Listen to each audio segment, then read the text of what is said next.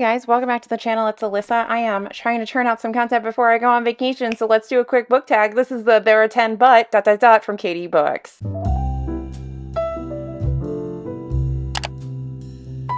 I don't know if any of you all follow Katie Books, but I feel like Katie Books loves to hate on books, and I would like to, I feel like majority of his reviews are like, I hated this, and here's why, and it's actually said very intelligently. Also, I somehow just like associate the sound raw with it. I don't know why. Something, there's like this noise he makes. Maybe I can put in a clip. What?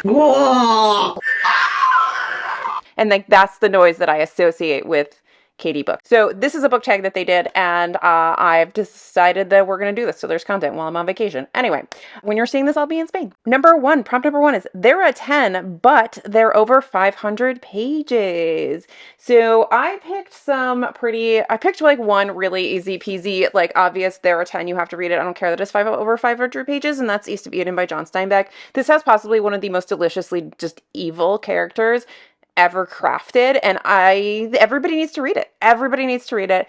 Don't be terrified. Don't remember what 9th grade English was like when somebody tried to make you read of Mice and Men. This book is fantastic. It's great. Enjoy it. It is like a soap opera. It's great. But I also need to tell you about The Eighth Life. If you have not read The Eighth Life, again, this is kind of like family drama saga, multi-generational trauma. Ooh, that rhyme. Look at me, like I'm spitting raps here today. Read this. I've talked enough about this in like wrap-ups and things. You need to read this book. I don't care. It's terrifying. It's possibly the largest book I've ever read. Didn't feel like I was even reading. It was glorious. I have answers for these prompts, but I put them in like months ago, I feel like, or weeks ago. It feels like it's a long time ago that I made actual answers for this. So now we're just kind of like, I'm doing this, and I may have to make some changes because I don't even remember what I put down. So this is all kind of like rapid fire. I didn't pull any books. I didn't do anything. Whatever I can grab. Number 2, there are 10, but they're on pre-order. I actually have 2. One is Hellbent by Bardugo because I love Ninth House Jess Owens. I don't give a flying fluke that you hate it. I love it. I'm reading book 2, and I don't want to hear any sass from you on how good it is, okay?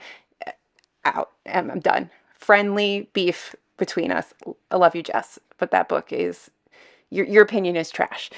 The other book I have on pre-order, and I pre-ordered it here in the States and realized that it was coming out like way later than it comes out overseas. So I ordered the UK edition so I can get it, and it's Our Share of Night by Mariana Enriquez, who wrote The Dangers of Smoking in Bed. I still have to get her other book, The Things We Lost in the Fire. Those are both short story collections. I loved The Dangers of Smoking in Bed. I really love like female Argentine authors. They are like stunningly great. And yeah, so I'm super excited for like her full-length novel.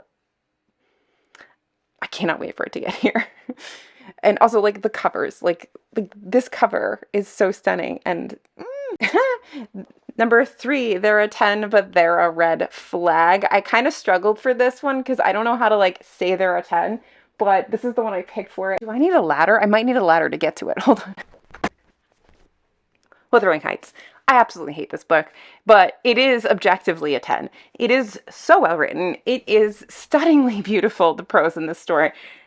I just hate literally everybody in this book, and not in like a hate, but I somehow like them way. No, I legitimately hate. There's nothing redeemable about a character in this stinking book, and when I was done, I wanted to throw it against a wall. The fact that this is waterlogged and I don't care and have never sought to replace it should say everything. I dropped it in something while reading it and don't care. I just don't care. I keep it because it's technically a fantastic book. But I don't care. Ooh, they're a 10, but they're over 100 years old. So, The House of Mirth. So I'm taking The House of Mirth on this one because I think that this is fantastic. This book is sort of like a redoing of Tess of the Dubervilles without as much Jesus. So if you liked Tess, or you just couldn't get into Thomas Hardy because there's just a little bit too much preachy Jesusness, but you wanted a story about a woman who is doomed to have a horrible life because essentially she's a woman who doesn't follow convention, and how that story is basically timeless. What do you think a witch is? It's a lady that doesn't follow convention. So, love this book. It says a lot about society in New York in the Gilded Age, and And it's phenomenal. I love Edith Wharton's writing. I think her life is very interesting. She also had a very privileged life, which does help create the ease of having all the things that she's had after and the success and all of that stuff. But the fact that she was quite old, considerably, for an author to get her first book published. She was a woman, heaven forbid. But House of Mirth reads really, really, really well. I need another edition that is nicer than this random like university press edition, but this is my edition. And I had no tabs, so everybody who hates dog ears, look at all those dog ears. Show you how, there it is. Does that irritate anybody? Oh, there's another one. I had no flags available. They're a 10, but they're studied in school. I'm going to have to go back on the ladder for this. Hold on. We're heading back to the Brontes because I will die on this hill and I don't freaking care. Jane Eyre. I'm not even going to explain it anymore. It's just freaking amazing. Just shut up. Just shut up, everybody who says they hate Jane Eyre. I don't care anymore. Some people don't have taste. Jane Eyre. They're a 10, but they will leave you an emotional wreck. Okay. I have an obvious answer for this. The obvious answer, A Little Life. I'm not explaining that. There's a whole blog. The next obvious answer, if you've been following along, Betty. Of course it's Betty. You get one more sad crying one, and that is Alone. This book has probably 100 words in it. It is a graphic novel.